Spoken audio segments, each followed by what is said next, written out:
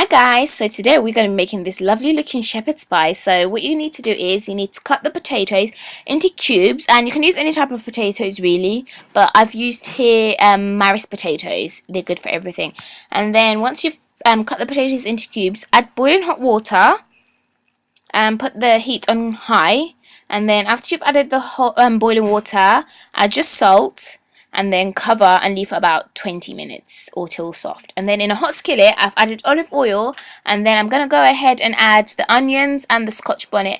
Avoid the scotch bonnet if you don't like hot food, but I love hot food, so I'm going to use the scotch bonnet. I used one scotch bonnet, and then soften the onions, and then after about 5 minutes of cooking I'm going to add the minced meat.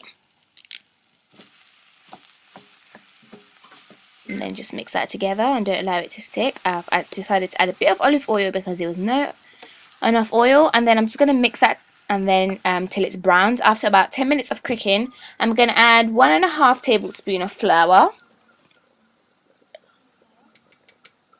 and then just make sure you constantly stirring that, otherwise the flour will become lumpy and you don't want it to become lumpy. So just keep stirring that for about 2 minutes till the flour cooks really well. And then once the flour's cooked, add your seasoning. So I'm just going to add chili powder here. This is hot chili powder, and then I'm going to add my black pepper.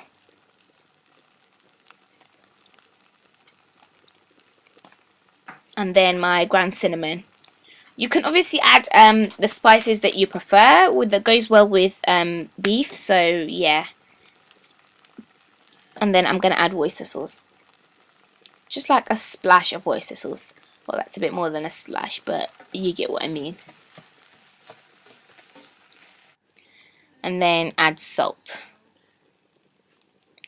And then add your chopped garlic, or you can mince the garlic if you prefer, and the rosemary. I feel like rosemary is quite important in this dish. It really does give it a powerful, nice, good taste. And then I'm just going to go ahead and make the beef broth. You can just use water, 1 cup of water, but I feel like the beef broth just enhances the flavors. It just brings out all the flavors. So this is how I make it. I add 1 cup of boiling hot water, and add 2 cubes of Maggi. You can add no chicken or no, just a plain no, but I did 2 Maggi, and then mix that together, and that gives my beef broth. And then just pour that into your mince filling.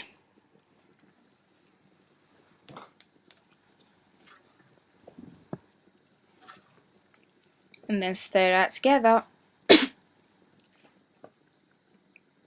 And then I'm just going to go ahead and check my potatoes. As you can see, they're quite cooked, because when I pick it up in a fork, it just kind of slides down. So that's cooked. And then go back into your mincemeat and add the carrots and the peas. And then set that aside.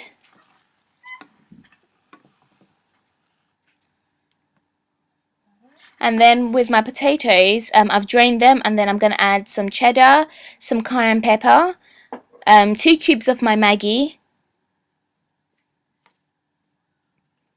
and a dollop of sour cream. And then mash that together, and try and mash it as soon as it's you've drained it, because it's so much easier to mash when it's quite warm or really hot actually. And then I'm going to add 1 egg and some milk onto that. And then mash that together. It's kind of hard to mash, so use a spoon to get it all out, and just keep mashing. The softer you want it, the longer that you have to mash for.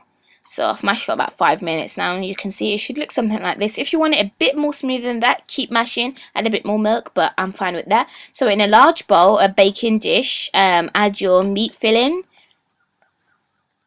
and just tap it down, just get it all flat and even.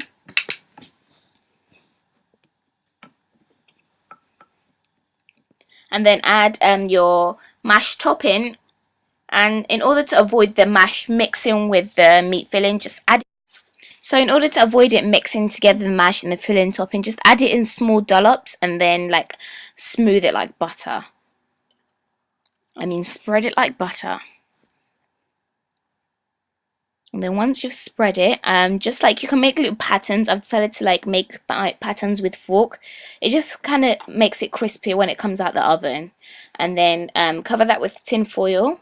and stick it into the oven for about 30 minutes on about gas mark 5.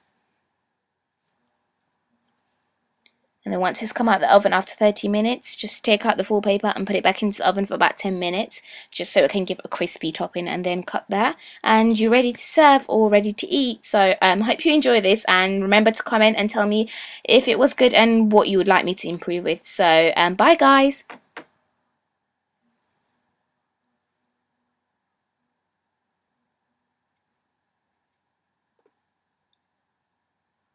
Remember to check out my blog.